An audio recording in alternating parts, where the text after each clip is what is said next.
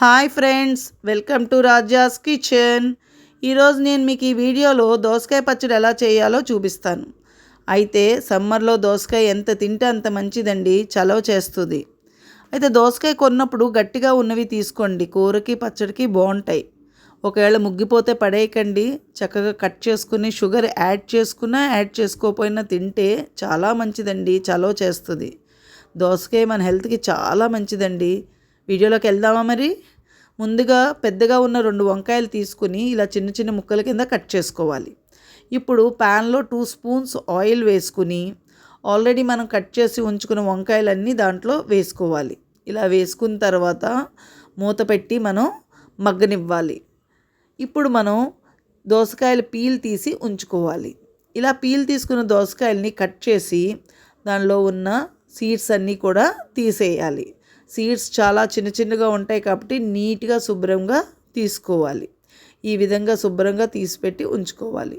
ఇప్పుడు ఆల్రెడీ వంకాయ మగ్గుతుంది కదండి, అది ఒకసారి కలిపి దాంట్లో సరిపడినంత సాల్ట్, అలాగే పసుపు, అలాగే చిన్న నిమ్మకాయ అంత చింతపండు కూడా మనం వేసుకోవాలి. ఆల్రెడీ నేను 1 మంత్కి సరిపడిన చింతపండు జ్యూస్ తీసుకుని ఫ్రిడ్జ్లో ఉంచుకుంటాను, అది వేసుకున్నానండి.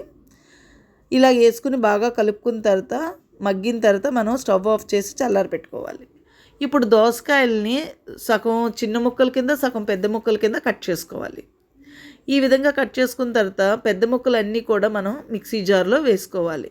చూడండి, ఇలాగ పెద్ద ముక్కలన్నీ మిక్సీ జార్లో వేసుకున్న తర్వాత ఆల్రెడీ వంకాయ చల్లారి పెట్టి ఉంచుకున్నాం కదండి, అది కూడా మనం మిక్సీ జార్లో వేసుకోవాలి. సరిపడినంత పచ్చిమిరపకాయలు వేసుకుని ఇప్పుడు మెత్తగా పేస్ట్ చేసుకోవాలండి.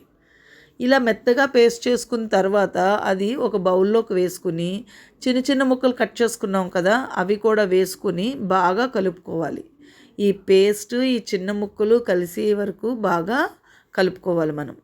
ఇలా బాగా కలుపుకున్న తర్వాత ఇప్పుడు మన ప్యాన్లో 3 స్పూన్స్ ఆయిల్ వేసి తాలింపు పెట్టుకోవాలి. అదేనండి, పులిహార తాలింపు పెట్టుకుంటే చాలా బాగుంటుంది. అదే పులిహారలో మనం ఏమేమైతే వాడతామో తాలింపుకి ఈ పచ్చడి కూడా వేసి తాలింపు పెట్టాలి. ఇలా తాలింపు బాగా వేగాక ఆల్రెడీ కలిపి ఉంచుకున్న పచ్చడిలోని ఈ తాలింపు వేసి బాగా కలుపుకోవాలి. అంతేనండి, గుమగుమలాడే దోసకాయ పచ్చడి రెడీ. ఇది తక్కువ ఆయిల్ పడుతుంది కాబట్టి హెల్త్కి కూడా చాలా మంచిది. ఇప్పుడు దోసకాయ పచ్చడి సర్వింగ్కి రెడీ. మీరు కూడా తప్పకుండా ట్రై చేసి ఎలాగొచ్చిందో నాకు కామెంట్స్లో పెట్టండి. కాకపోతే చాలామంది నా వీడియోస్ని సబ్స్క్రైబ్ చేయకుండా చూస్తున్నారు. Please subscribe my channel.